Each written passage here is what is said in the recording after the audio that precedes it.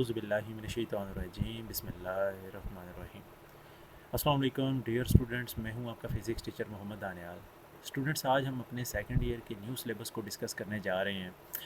सबसे पहले तो हम इसके कंटेंट्स को यहाँ पे डिस्कस करेंगे, जो कि आपके सामने यहाँ पे ज़रा नोट डाउन करें कि कंटेंट्स आपके सामने यहाँ पे लिखे हुए हैं। चैप्टर 1 जो कि थर्मल फिज़िक्स से लेके एंड तक 9 चैप्टर जो हैं, जैसे कि स्पेस एंड एनवायरनमेंट तक आपको चैप्टर्स यहाँ पे दिखाई दे रहे हैं।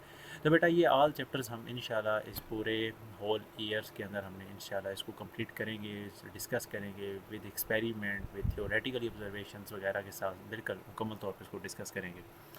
तो बेटा जिसमें सबसे पहले हमारा जो चैप्टर है वो थर्मल फिज़िक्स का, जो कि आप ज़रा यहाँ पे नोट डाउन करें। तो बेटा इसमें सबसे पहले आपको यहाँ पे कुछ चीज़ें हैं जो कि आपको यहाँ पे पता होनी चाहिए, जिसमें आपका पास जो कि यहाँ पे इंट्रोडक्शन है थर्मल फिज़िक्स का। तो बेटा थर्मल फिज़िक्स के जो इंट्रोडक्शन है, अब ये जो आपके पास एक पैराग्राफ की शेप में आपको यहाँ पे जो एक नज़र आ रहा है, पूरा एक पैराग्राफ, ये अब अगर आप इसको पढ़ेंगे तो आपको चीज़ें समझ में तो आ जाएंगी, लेकिन आपको बेटा याद रखने में कुछ प्रॉब्लम्स हो सकती हैं। सो इस मामले से, इस प्रॉब्लम से बचने के लिए मैंने अब बेटा आपके सामने कुछ यहाँ पे पॉइंट्स जो हैं वो सामने रखे हैं, ज़रा ये नोट डाउन करें।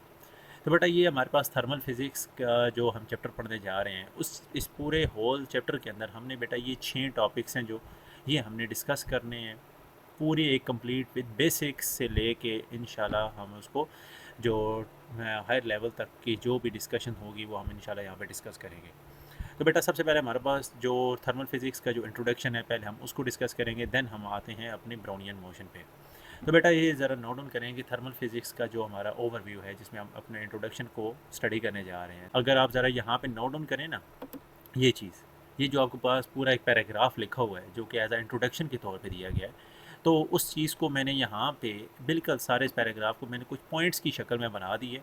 अगर आप बेटा ये पॉइंट्स को याद रख लें तो आपके पास अगर बोर्ड के अंदर कुछ इस तरीके की चीज़ें आ भी जाती हैं, तो यहाँ से आपके पास पॉइंट की शक्ल में आप वहाँ पे याद भी करके और फिर वहाँ पे आप लिख सकते हैं। सो इसलिए मैंने यहाँ पे कुछ पॉइंट्स बना दिए हैं आपके सामने। तो बेटा सबसे पहले आप डेफिनेशन देखें, study of the relationship between heat, work, temperature and other forms of the energy, कि जिस ऐसी फिज़िक्स की वो ब्रांच जिसके अंदर आप बेटा किस चीज़ के बहुत डिस्कस करते हैं, हीट के मतलब, वर्क के मतलब, टेम्परेचर और इस तरीके की एनर्जी की और भी बहुत तरह की जो फॉर्म्स हैं उनके अबाउट बेटा डिस्कस करते हो। बेटा अगर ज़रा नोट डाउन करें तो ये देखें, एक वर्ड लिखा हुआ है थर्मल फिज़िक्स का, ये बेटा ये वर्ड लिखा हुआ है यहाँ पे, एक थर्मल फिज़िक्स का बेटा ये एक वर्ड लिखा है। बेटा थर्म का मतलब ही क्या होता है? हीट।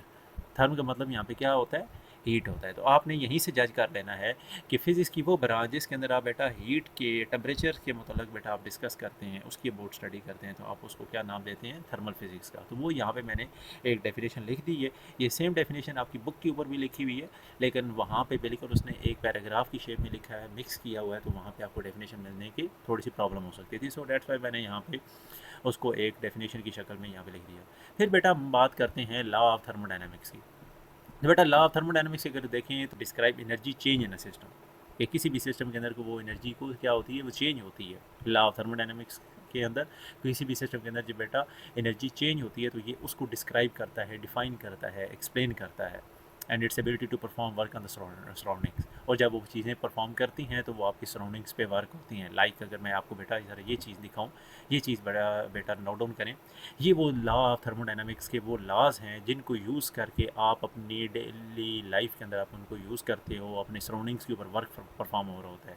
अब पहला लॉ इसका जो होता है वो ज़ीरोथ लॉ कहलाता है, जिसको हम थर्मल इक्विलिब्रियम का नाम देते हो। सेकंड लॉ जो है उसको हम क्या नाम देते हैं? फर्स्ट लॉ ऑफ थर्मोडायनामिक्स इसको बोला जाता है, जिसमें law of conservation of energy जो होती है वो अप्रूव होती है, और इसका जो फार्मूला होता है वो W is equal to q into delta u के बराबर होती है। तो जिसमें से W को साइड पर रखें, डेल्टा यू को एक साइड पे रख लिया और क्यू माइनस डब्ल्यू करके सिस्टम की इंटरनल एनर्जी पता चल जाती है। तो फिर सेकंड लॉ जिसमें आप एंट्रोपी और हीट फ्लो के अबाउट डिस्कस करते हैं। फिर उसके बाद थर्ड लॉ में आप बेटा एब्सोल्यूट ज़ीरो और मिनिमम एंट्रोपी के अबाउट डिस्कस करते हैं। ठीक है, जस्ट आपको ये चीज़ें पता होनी चाहिए। आपने इसको मुकम्मल तौर पे अपने इस पैटर्न के, आपका जो ये सिलेबस है उसके में ये चीज़ें आपको पता होनी चाहिए कि लॉ ऑफ थर्मोडायनेमिक्स कौन कौन से हैं। वो बेटा इस तरीके के 4 लॉज बनते हैं। सबसे पहले zero law, first law, second and third law. ठीक है, फिर बेटा उसके बाद अगर आप देखें यहाँ पे मैक्रोस्कोपिक वर्सेस माइक्रोस्कोपिक सिस्टम। बेटा याद रखिएगा कि मैक्रो का बेटा मतलब होता है हर वो चीज़ जो कि लार्ज साइज़ में होती है। ठीक है। और माइक्रो का मतलब वो होता है हर वो चीज़ जो कि स्मॉल साइज़ में होती है, ठीक है। अब मैक्रो का यहाँ मैक्रो सिस्टम का यहाँ पे क्या मतलब है, मैक्रोस्कोपिक सिस्टम किसको कहा जाता है? तो बेटा आपने याद रखना है हर वो सिस्टम जिसके अंदर लार्ज नंबर ऑफ़ एटम्स या मॉलिक्यूल्स अवेलेबल हों, ठीक है, जिनकी हेल्प से वो क्या आप सिस्टम का टेम्परेचर नोट डाउन कर सकते हैं, सिस्टम का प्रेशर को नोट डाउन कर सकते हैं, सिस्टम के वॉल्यूम को नोट डाउन कर सकते हैं। तो इस तरीके का जो सिस्टम कहलाता है उसको हम क्या नाम देते हैं, मैक्रोस्कोपिक सिस्टम। तो सेम ये चीज़ यहाँ पे वो मैंने लिख दी है। लार्ज सिस्टम में क्या होता है, एटम मॉलिक्यूल्स, उसमें प्रॉपर्टीज़, उसके टेम्परेचर, प्रेशर्स और उसके वॉल्यूम्स वगैरह वहाँ पे मौजूद होते हैं, observable without referring to the molecular nature, ठीक है। इसमें आप उसकी मॉलिक्यूल की नेचर नहीं चेक करते कि मॉलिक्यूल का साइज़ क्या है, मॉलिक्यूल्स की का डायमीटर क्या है, ठीक है। तो देन उसके बाद माइक्रोस्कोपिक सिस्टम बेटा क्या होता है कि ऐसा सिस्टम जिसके अंदर बेटा एक सिंगल एटम अवेलेबल हो या सिंगल मॉलिक्यूल जो है उसके अंदर अवेलेबल हो, इंक्लूड हो, जिसके ज़रिए से आप उस सिस्टम के अंदर उस पार्टिकल की जो काइनेटिक एनर्जी है वो आप मालूम कर सकते हैं, वो उसका मोमेंटम को नोट डाउन कर सकते हैं, ठीक है। उसके अंदर कितनी उसकी प्रोबेबिलिटी कहाँ पे है, किन स्टेट्स के ऊपर वो लाई कर रहा है। तो ये बेटा उस सिस्टम के अंदर माइक्रोस्कोपिक सिस्टम के अंदर हम इस चीज़ की अबाउट स्टडी करते हैं। फिर बेटा आ जाता है स्केल आ जाता है, ठीक है। तो स्केल में बेटा आपने क्या याद रखना है, अब यहाँ पे स्केल की बारे में ये बात हो रही है कि वो पार्टिकल जिस जगह पे मौजूद है, लाइक जाहिर सी बात है किसी कंटेनर में अवेलेबल होगा वो पार्टिकल, तो वहाँ पे एक पार्टिकल्स तो होंगे नहीं, क्योंकि हमें पता है लाइक अगर एक कंटेनर समझ लें या एक सिलेंडर समझ लें, तो अब सिलेंडर के अंदर क्या होता है, गैसेस होती हैं। अगर आपने किसी और जगह पे लिक्विड में चेक करते हैं, सॉलिड्स में चेक करते हैं, तो वहाँ पे बेटा चाहे वो गैसेस हों, चाहे वो लिक्विड हों, चाहे वो सॉलिड्स हों, आपने बेटा जो अपने नंबर ऑफ़ पार्टिकल्स जिनको आप एटम्स या मॉलिक्यूल्स का नाम देते हो, वहाँ पे बेटा आप उनकी जो क्वांटिटी होती है, उनकी जो तादाद होती है, उनको आप किस किस नंबर से रिप्रेजेंट करते हो, वो होता है बेटा 1 मोल। और 1 मोल को ही आप क्या नाम देते हैं, एवोगैड्रो नंबर। एवोगैड्रो नंबर बेटा, ये एवोगैड्रो एक साइंटिस्ट थे, ठीक है, जिन्होंने ये एक नंबर दिया था 6.02 10 की पावर 23 एटम्स में मॉलिक्यूल कि एक किसी भी एक जगह पे किसी कंटेनर में या किसी भी ऐसे बॉक्स में क्यूबिक शेप भी हो सकती है, तो वहाँ पे जो नंबर ऑफ़ पार्टिकल्स होते हैं वो कितने होंगे, इस ये उनकी वैल्यू होती है, जिसको आप एवोगैड्रो नंबर का ये सिंबल दिया जाता है।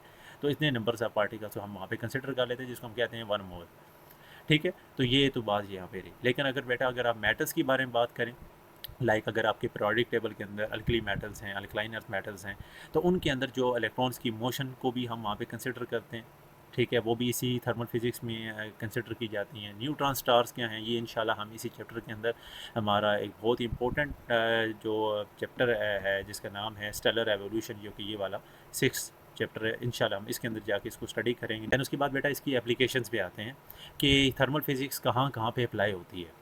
तो बेटा मैंने उसकी एप्लीकेशंस हम यहाँ पे लिख दी हैं कि automobile engines, turbines, pumps, air conditioner, food production, environment etcetera.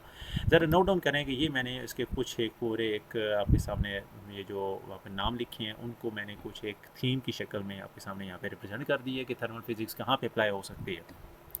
ये देखें ऑटोमोबाइल इंजन्स के अंदर हम इसको यूज़ करते हैं। थर्मल फिजिक्स का यहाँ पे ये रोल होता है, पिस्टन है, पिस्टन यहाँ पे प्रेस होता है, यहाँ पे प्रेशर डेवलप होता है, तो एयर इनटेक होती है, तो यहाँ से आपके पास अंदर इग्निशन का प्रोसेस होता है, तो यहाँ पे थर्मल फिजिक्स जो है वो अप्लाई होती है। फिर उसके बाद बेटा पावर टर्बाइंस में, एयर कंडीशनर्स में, फिर अपने आपके पास इंडस्ट्रियल पम्प्स वगैरह के अंदर यूज़ होता है। ये फूड की प्रोडक्शन हो रही है, ये देखें। और उसके बाद बेटा यहाँ पे देखें आपका एटमॉस्फेयर के अंदर जो भी इन्वायरमेंट है उसके अंदर वहाँ पे भी इसका थर्मल फिजिक्स का बहुत ज़्यादा रोल है, क्योंकि वहाँ पे जो ग्लोबल वार्मिंग का जो प्रोसेस होता है, जहाँ भी थर्मल फिजिक्स का जो है वो रोल बहुत ज़्यादा है, ठीक है। तो बेटा ये थे वो सारे आपके पास points. At the last one जो कि कंडीशंस में अब मैंने आपको बताया गया, और प्री रेक्विजिट्स में मैंने आपको क्या बताया, प्री इनका बेटा मतलब क्या होता है, शराइत जो कि किन पॉइंट्स के ऊपर थर्मल फिजिक्स काम करती है। अगर बेटा आप थर्मल फिजिक्स का नॉलेज मुकम्मल तौर पे जानना चाहते हैं ना, तो बेटा आपको ये दो फील्ड्स हैं, इनके मतलब आपको एक नॉलेज होना चाहिए, जिसका है knowledge of the statistical mechanics का आपको बिल्कुल आपको नॉलेज होना चाहिए completely, and kinetic theory of the gases. तो गैसेस की काइनेटिक थ्योरी क्या होती है, इसके मतलब आपको बेटा 100% नॉलेज होना चाहिए। तो आप ये थर्मल फिजिक्स को आसानी से आप बेटा समझ सकते हैं। तो बेटा ये था आपके पास द होल सिनेरियो, जो कि आपके पास ये बेटा टॉपिक था, जिसका इंट्रोडक्शन जो कि थर्मल फिजिक्स को हम यहाँ पे स्टडी करने जा रहे हैं, जो कि ये आपके पास एक पूरा पैराग्राफ यहाँ से लेके थर्मल फिजिक्स से लेके और यहाँ तक जो बातें यहाँ पे लिखी हैं वो मैंने यहाँ पे आपको मुकम्मल एक कुछ पॉइंट्स की फॉर्म में यहाँ पे आपको बता दी है। ठीक है, अब बेटा ज़रा नोट डाउन करें, हमारे पास जो टॉपिक है जो स्टार्ट होने वाला है, जिसको नाम हम दे रहे हैं ब्राउनियन मोशन का। तो बेटा सबसे पहले हम डिस्कस करते हैं कि ब्राउनियन मोशन होती क्या है, what is called Brownian motion. ठीक है, तो बेटा ब्राउनियन मोशन ऐसी मोशन होती है जिसमें ये जिसकी डेफिनेशन मैंने यहाँ पे लिख दी है, इसके भी मैंने कुछ पॉइंट्स यहाँ पे आपके बना के लिख दिए हैं आपके टॉपिक के, ताकि आप जब इसको स्टडी कर रहे हों तो आपको किसी भी किस्म की कोई प्रॉब्लम ना हो।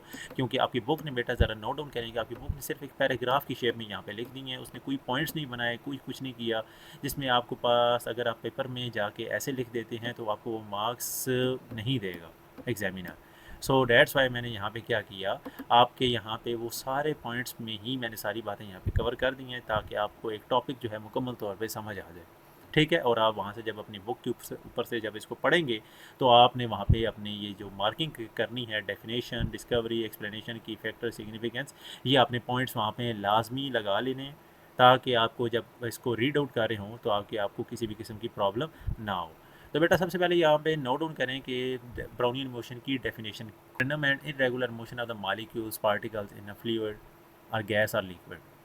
कि बेटा गैसेस में या लिक्विड में किसी भी तरह के जो भी पार्टिकल्स होंगे, जिनको आप मॉलिक्यूल्स का नाम दे सकते हैं, एटम्स का भी नाम दे सकते हैं, उनकी जो रैंडमनेस और इरेगुलर मोशन जो होती है, इस इरेगुलर मोशंस को ही हम क्या नाम देते हैं, ब्राउनियन मोशन का नाम देते हैं। अच्छा स्टूडेंट, ज़रा आप ये नोट डाउन करेंगे, ये मैंने आपके पास कुछ डायग्राम्स बनाई हैं, डायग्राम 1, डायग्राम 2, डायग्राम 3 के अंदर। बेटा आप ज़रा नोट डाउन करेंगे, जब आपके पास पार्टिकल के एक यूनिफॉर्म पोजीशन के अंदर होते हैं ना, कि जब भी किसी भी स्टेट के अंदर हो, चाहे वो लिक्विड में हो चाहे वो गैसेज में हो, तो ये देखें बेटा उनकी ये इस तरीके से सबसे पहले अरेंजमेंट होती है, वो यूनिफॉर्म अरेंजमेंट होती है। अभी तक आपने उनको कोई हीट प्रोवाइड नहीं की होती।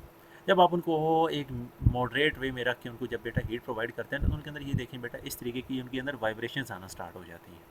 वाइब्रेशन स्टार्ट होती हैं, जिसको आप देखें यहाँ से, जब एक पार्टिकल्स के अंदर हल्की हल्की ना अंदर शिफ्ट आना स्टार्ट हो गया, एक पार्टिकल दूसरे पार्टिकल की तरफ मूव करने की अभी वो स्टार्टिंग पोजीशन की तरफ जा रहा है। देन उसके बाद बेटा डायग्राम 3 के अंदर देखें, जब आप उसको एक हाई लेवल पे जाके उसको गर्म करते हो ना, हीट करते हो, तो उस प्रोसेस के अंदर ये पार्टिकल्स के अंदर ना कुछ वाइब्रेशंस प्रोड्यूस हो जाती हैं। ठीक है, तो ये ज़रा आप यहाँ पे नोट डाउन कर सकते हैं। तो दूसरी तरफ अगर एक और बात की जाए, आपके पास किसी भी कंटेनर के अंदर कोई गैस मौजूद है, ठीक है, लाइक सिलेंडर के अंदर कोई गैस मौजूद है, तो उसके अंदर जो गैस के अंदर पार्टिकल्स होते हैं वो बेटा इस तरीके से अपने अंदर वो मूव कर रहे होते हैं। और ये यहाँ पे ये पार्टिकल जैसे कि आपको नज़र आ रहा है ना, ये लाखों करोड़ों की तादाद में होते हैं, इनकी तादाद क्वांटिटी बहुत ज़्यादा होती है। तो ये जब आप देखें एक पार्टिकल दूसरे पार्टिकल के साथ टकराता है तो आपको समझ नहीं लगती कि वो पार्टिकल गया कह रहा है। इससे होता ये है कि जब पार्टिकल दूसरे पार्टिकल के साथ बेटा टकराता है तो अपनी एनर्जी, अपना मोमेंटम दूसरे पार्टिकल को ट्रांसफ़र कर देता है और दूसरे की एनर्जी मोमेंटम खुद गेन कर लेता है। फिर इसी तरीके से वो आगे की तरफ शिफ्ट होता है तो दूसरा पार्टिकल इस तरीके से उसको अपनी एनर्जी दे देता है और मोमेंटम ट्रांसफ़र करता है, तो ये अपनी उसको दे देता है। तो ये पूरा प्रोसेस होल सिनेरियो के अंदर चलता रहता है। अब और सिस्टम की वॉल के साथ ये टकराते हैं, टकराने पे सिस्टम का भी जो होता है वो प्रेशर बढ़ जाता है। तो बेटा ये थी वो ब्राउनियन मोशन की जो डेफिनेशन जो कि मैंने अभी आपको बताई, कि random and irregular motion of the molecules in a fluid. तो बेटा इसकी डिस्कवरी किसने की थी? बेटा एक बॉटनिस्ट थे जिनका नाम था रॉबर्ट ब्राउन। 1827 के अंदर बेटा उन्होंने एक एक्सपेरिमेंट किया था, उन्होंने पोलन ग्रेन्स के ऊपर, लिक्विड में पोलन ग्रेन्स के ऊपर उन्होंने एक ऑब्जर्वेशन की थी, एक पार्टिकल्स के ऊपर रख के, और उन्होंने ये चेक किया था कि वहाँ पे वो किस तरीके से वो अंदर उसके अंदर मोशन जो होती हैं वो क्रिएट हो सकती हैं। तो वो जो उन्होंने ऑब्जर्वेशन की थी वो किस तरीके से की थी, उन्होंने माइक्रोस्कोपिक लेवल के अंदर रख के एक पोलन ग्रेन्स को, ठीक है, पोलन ग्रेन्स को वहाँ पे उन्होंने देखा कि लिक्विड के अंदर उनकी वो जो मोशन होती है वो किस फॉर्म में होती है। तो उन्होंने वो माइक्रोस्कोपिक लेवल पे रख के माइक्रोस्कोप के ज़रिए से उन्होंने ये जब चेक किया कि उनकी जो मोशन है वो एक जिग जैग मोशन है। ये जो आप पिक्चर में जहाँ पे नोट डाउन कर रहे हैं ना, ये देखें, ये ग्रेन्स हैं, पोलन ग्रेन्स हैं। इनकी जो मोशन होती है वो बिल्कुल कभी वेरी जिग जैग मोशन होती है कि आप नहीं जज कर सकते कि इसकी नेक्स्ट टाइम मोशन है होगी वो किस साइड पर होगी। तो फिर उन्होंने सेम लाइक डस्ट पार्टिकल्स को भी इसी तरीके से ऑब्जर्व किया माइक्रोस्कोपिक लेवल में रख के, तो उन्होंने देखा कि डस्ट पार्टिकल्स भी जो होते हैं वो सेम लाइक ऐसे ही मूव करते हैं, जिग जैग मोशन में होते हैं, जैसे पोलन ग्रेन्स की जो मोशन होती है वो सेम लाइक डस्ट पार्टिकल्स की तरह ही होती है। लेकिन एक बात याद रखिएगा कि उस टाइम रॉबर्ट ब्राउन ने सिर्फ ऑब्जर्व किया था, लेकिन वो ये बता नहीं सके थे कि इनकी जो मोशन होती है वो किस वजह से होती है। ठीक है, उसके ये कॉन्सेप्ट जो है ये आपको रॉबर्ट ब्राउन ने नहीं बताया था कि उसकी मोशन जो है वो किस वजह से होती है, इन्होंने जस्ट ऑब्ज़र्व किया था। ठीक है, लाइक दिस। अगर ये चेक करें आप, ये ब्रोनियन जो मोशन होती है वो कुछ इस फॉर्म में होती है कि आपके पास ये देखें एक लिक्विड है और उसके अंदर आपके पास क्या मौजूद है, ये पोलन ग्रेन मौजूद है। तो उसके अंदर ये आपके पास ये देखें सेंटर में, और इसके इर्द गिर्द पानी की जो मालिक्यूल्स हैं वो आपस में इसके साथ आगे क्या कर रहे हैं, स्ट्राइक करने की कोशिश कर रहे हैं। तो इस तरीके के बहुत सारे क्या होंगे, पोलन ग्रेन्स होंगे, जैसे कि मैंने अभी आपको यहाँ पे दिखाया। ये देखें आप, इनकी जो मोशंस देखें, तो ये पानी के अंदर रह के इन सब की जो मोशन होती है वो जिग जैग मोशन होती है। तो ये वो चीज़ थी जिसमें रॉबर्ट ब्राउन ने 1827 के अंदर लिक्विड में जो पोलन ग्रेन्स थे उनके पार्टिकल्स की उन्होंने स्टडी की थी, जिनको बाद में आइडेंटिफाई ऐसे किया गया कि वो एज अ डस्ट पार्टिकल के तौर पे वो होते हैं। ठीक, तो एक्सप्लेनेशन में बेटा क्या बात करेंगे कि cause by the molecular motion, molecules collide and transfer the momentum and energy leading to zig zag and random motion. तो बेटा ये किस फॉर्म में मोशन होती है, वो बेटा ये फॉर्म में मोशन होती है। मैंने भी आपको थोड़ी देर पहले बताया कि पार्टिकल्स की जो होते हैं किसी भी कंटेनर के अंदर अगर पार्टिकल्स मौजूद हों, सिलेंडर के अंदर मौजूद हों, ठीक है, आइदर ये ज़रूरी नहीं है कि सिलेंडर के अंदर ही मौजूद हों, वो किसी भी जगह पे हो सकते हैं। ठीक है, तो वहाँ पे उन पार्टिकल्स की आपस में जो कोलिजन होती है लाइक दिस, ये आपको नज़र आ रहा है ना, ये देखें रेड और ग्रे फॉर्म में आपके पास छोटे छोटे पार्टिकल्स नज़र आ रहे हैं। इनकी मोशन ज़रा चेक आउट करें यहाँ पे। तो ये जहाँ पे अपनी जो मोशन है वो इनकी कोलाइड कर रहे हैं एक दूसरे को साथ, अपना मोमेंटम जो है वो ट्रांसफ़र कर रहे हैं, अपनी एनर्जी ट्रांसफ़र कर रहे हैं यहाँ पे। ठीक है, और कंटेनर्स की वाल के साथ यहाँ पे टकरा रहे हैं, जिसके टकराने से क्या हो जाता है, सिस्टम का प्रेशर जो है वो बिल्डअप हो जाता है, वहाँ पे प्रेशर इंक्रीज़ होता है। क्योंकि पार्टिकल, जब एक पार्टिकल दूसरे पार्टिकल के साथ टकराता है तो उस दौरान भी प्रेशर इंक्रीज़ हो जाता है। ठीक है, और इससे क्या होता है कि सिस्टम का पिस्टन है ना, अगर आप किसी ऐसे सिस्टम के अंदर आपके पार्टिकल्स मौजूद हैं जिसके ऊपर जो लिड है या उसका कोई पिस्टन है जो कि मूवेबल है लाइक दिस, जैसे कि आपके पास ये एक ब्लैक पिक्चर के अंदर आपको एक मैंने एक वीडियो की फॉर्म में आपके सामने यहाँ पे मेंशन की है। तो यहाँ पे पार्टिकल्स येलो आपको नज़र आ रहे हैं, तो और इसके ऊपर एक लिड देखें, वो लिड एक मूवेबल है जिसकी वजह से जब आप पार्टिकल्स एक दूसरे को यहाँ पे हिट करते हैं तो वो लिड ऊपर क्या करता है, अप डाउन मूव कर रहा है। इसका यहाँ पे मतलब क्या है, इसका मतलब बेटा यहाँ पे ये है कि पार्टिकल्स क्या कर रहे हैं, अपनी एनर्जी को ट्रांसफ़र कर रहे हैं, अपना मोमेंटम क्या कर रहे हैं बेटा वहाँ पे ट्रांसफ़र कर रहे हैं। तो ये बेटा वहाँ पे एक्सप्लेनेशन है जो कि आपकी यहाँ पे बुक के अंदर भी यहाँ पे इसने नोट डाउन की है। ये आपके पास बेटा डेफिनेशन जो कि मैंने उधर मार्क करवा दी है। यहाँ से आपके पास बेटा क्या होगी, आपकी डिस्कवरी कि किसने ये बेटा डिस्कवर किया था। ठीक है, और यहाँ तक आप इसको यहाँ तक आप कर सकते हैं। ठीक है, और यहाँ से आप एक्सप्लेनेशन का जो हमने यहाँ पे प्रोसेस अभी स्टार्ट किया तो वो ज़रा आप यहाँ पे नोट डाउन कर सकते हैं कि molecule in a gas changes its path after collision with another molecule when it keeps on colliding with other molecule, the colliding molecule follows a random zigzag motion. In fact, Coulomb transfer or exchange the momentum and energy between the molecules. ये वही अभी बात है जो मैंने अभी आपको वहाँ पे इस होल सिनेरियो के अंदर मैंने अभी आपको दिखाई कि आपके पास इस तरीके के नंबर ऑफ पार्टिकल्स हैं जो कि आपके पास उसमें क्या करते हैं, वो जिग जैग मोशन की फॉर्म में मूव कर रहे हैं यहाँ पे। ठीक है, फिर उसके बाद यहाँ पे पिक्चर में भी आपको ये नज़र आ रहे हैं कि पार्टिकल्स एक पार्टिकल्स की तरफ जा रहा है, यानी कि ये एरोज़ आपको ये शो कर रहे हैं पार्टिकल्स की मूवमेंट को। जब जाएगा ये इसके साथ टकराएगा, इसके साथ टकराएगा तो ये अपना एनर्जी और मोमेंटम इसको ट्रांसफ़र करेगा और ये अपनी एनर्जी और मोमेंटम इसको दे देगा। तो फिर वो ही इसी एनर्जी और मोमेंटम के साथ वो आगे मूव करते हैं। फिर वो इसी तरीके के साथ अगले के साथ टकराएगा तो वो एनर्जी और मोमेंटम उसको दे देंगे। तो सो डैट्स वाई ये प्रोसेस चलता रहेगा इस तरीके से होल सिनेरियो में। तो ब्राउनियन मोशन बेटा डिस्क्राइब करती है randomness and chaos, therefore it represent one of the simple model of the randomness. तो बेटा ये हमारे पास फैक्टर्स हैं जो कि इस आपकी बुक में इन फॉर्म्स में 1 2 3 4 पॉइंट्स में लिखे हुए हैं। तो वो मैंने आपको बेटा यहाँ पे कुछ इस फॉर्म में आपको यहाँ पे रिप्रेजेंट करके दे दिए हैं। सबसे पहले पॉइंट में जो कि आपकी बुक का पहला पॉइंट है वो यहाँ पे क्या रिप्रेजेंट कर रहा है, वो कह रहा है पार्टिकल का साइज़ बताया जा रहा है कि पार्टिकल का साइज़ का उसकी स्पीड के साथ क्या रिलेशन है। तो आए बेटा इसको डिस्कस करते हैं। तो बेटा आपने एक छोटी सी बात याद रखनी है, स्मॉलर पार्टिकल हुआ ना, ये एक रिलेशन याद रखनी है आप, ये वाली, ये जो अभी मैं आपको यहाँ पे बेटा एक नोट डाउन करनी है आप लोगों ने, ये एक रिलेशन कि mass is inversely proportional to 1/v। V आपके पास यहाँ पे क्या है, स्पीड, और एम क्या है, मैस। ये पार्टिकल का मैस है, ये उस पार्टिकल की स्पीड है। अगर बेटा मैस हुआ स्मॉलर, और आपको पता है इन्वर्स प्रोपोर्शनल में क्या होता है, एक चीज़ बढ़ती है दूसरी डिक्रीज़ होती है। तो यहाँ पे मैस अगर इंक्रीज़ होता है तो उसकी स्पीड क्या हो जाएगी, कम। अगर मैस कम हो जाएगा तो स्पीड ज़्यादा हो जाएगी। तो ये सिंपल सी बात बेटा आपने याद रखनी है कि तो ये रहा बेटा आपके पास फर्स्ट पॉइंट जो कि आपके पास यहाँ पे जो बात हो रही है। ठीक है। अब इसमें आपके पास मोमेंटम के बारे में बात हो रही है, तो वो भी मोमेंटम के साथ ही रिलेशन रख देना, क्योंकि मोमेंटम होता ही क्या है, P is equal to m v. अगर मैं यहाँ पे बेटा इसका क्या लिख दूँ, V लिख दूँ, तो एम वी किसके बराबर होता है बेटा, इसी को तो हम मोमेंटम का नाम देते हैं। तो बेटा अगर ये वाली साथ रिलेशन अगर नोट डाउन करें, तो अगर हमारे पास बेटा स्पीड इंक्रीज़ होती है तो मोमेंटम भी क्या हो जाएगा, कम हो जाएगा। क्यों? क्योंकि मोमेंटम डिपेंड करता है बेटा किसी भी क्या नाम है, मैस के ऊपर डिपेंड करता है ना, तो वो भी क्या हो जाएगा, चेंज हो जाएगा। मोमेंटम ट्रांसफ़र होता है किसी भी मैस के साथ। अगर मैस हुआ बड़ा तो मोमेंटम हो जाएगा कम, अगर मैस कम तो मोमेंटम भी क्या हो जाएगा, उसका कम हो जाएगा। तो ये बेटा आपने याद रखना है कि मोमेंटम का बेटा जो मैस के साथ रिलेशन है वो क्या होता है, वो इन्वर्स रिलेशन होती है। ठीक है जी, तो ये भी आपने याद रखनी है। ठीक है, तो यहाँ पे वैसे हमारे जो ओरिजिनल रिलेशन थी वो मैस के साथ और स्पीड के साथ रिलेशन थी। तो स्टूडेंट्स अगला हमारा पॉइंट है second point, the speed of the particle is inversely proportional to the viscosity of the fluid, low viscosity of the fluid results in the faster Brownian movement.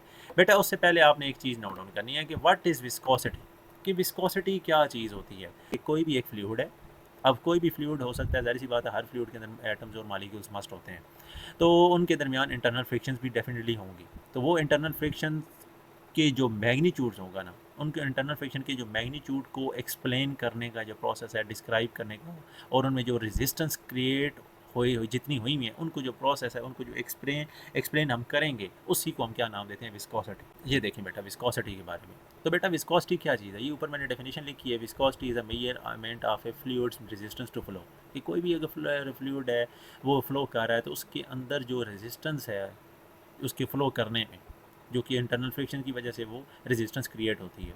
तो इस process की जो measurement कहलाती है, that is called viscosity. आप यहाँ पे water ले लें और ये हनी ले लें, तो वाटर की बेटा विस्कोसिटी हमेशा कम होती है, क्योंकि वो इजीली ट्रेवल कर जाता है। उसकी विस्कोसिटी होती है 1.0 सेंटीपॉइस में होती है, ये विस्कोसिटी की यूनिट कहलाती है। और हनी की बेटा जो विस्कोसिटी होती है बहुत ज़्यादा होती है। देखा नहीं है जब हनी को आप अपने गिलास में आपने उसको डाला हो और उसको किसी चीज़ के साथ आपने उसको निकालें, लाइक यहाँ पे देखिए आपने हनी को यहाँ पे निकाल रहे हैं, तो वो हनी की जो विस्कोसिटी है वो इतनी ज़्यादा है कि वो बहुत आहिस्ता आहिस्ता आहिस्ता से क्या करता है, वो बाहर मूव करता है। ठीक है, तो इसकी विस्कोसिटी जो तकरीबन होती है वो 12,200 सेंटीपॉइस में होती है। जो कि सेकंड पॉइंट हम डिस्कस करने जा रहे थे, तो वो याद रखना है कि विस्कोसिटी का जो भी पार्टिकल की जो स्पीड होगी उसके साथ उसकी जो रिलेशन होगी वो बनती है बेटा इन्वर्स रिलेशन। ठीक है, कौन सी बनती है, इन्वर्स रिलेशन। अगर आपके पास पार्टिकल की स्पीड कम होती है तो आपने फ़ौरन समझ लेना है कि पार्टिकल की विस्कोसिटी क्या होगी, वहाँ पे ज़्यादा होगी। जहाँ पे फ्लूइड विस्कोसिटी ज़्यादा होती है वहाँ पे पार्टिकल्स की स्पीड भी कम होती है। ज़ाहिर सी बात है ना, हनी मैंने भी आपको दिखाया, हनी की वहाँ पे विस्कोसिटी क्या थी, ज़्यादा। यहाँ पे इसके पास स्पीड भी क्या होगी बाहर आने की, इस जो भी ये जार सा बना हुआ है, तो इसमें से जो बाहर आने की जो इसकी स्पीड होगी वो क्या होगी, कम होगी। लेकिन उसके बरअक्स बात करें, उसके अगेंस्ट बात करें वाटर की, तो वो उसकी स्पीड क्या होगी, ज़्यादा, क्योंकि इसकी विस्कोसिटी कम है। सो डैट्स वाई हम यहाँ पे ये कह सकते हैं कि ईटा जो कि विस्कोसिटी का सिंबल होता है, ईटा, वो इन्वर्सली प्रोपोर्शनल है किसके, वी के साथ। तो बेटा eight the last one significance हमने इसी टॉपिक की जो हमने यहाँ पे डिस्कस करनी है, वो सिग्निफिकेंस क्या है। वो सिग्निफिकेंस बेटा यही है कि जो कि यहाँ पे हम डिस्कस करने जा रहे हैं नंबर 4 पार्ट पे, कि Brownian movement causes the molecule particle in a fluid to be in a constant motion.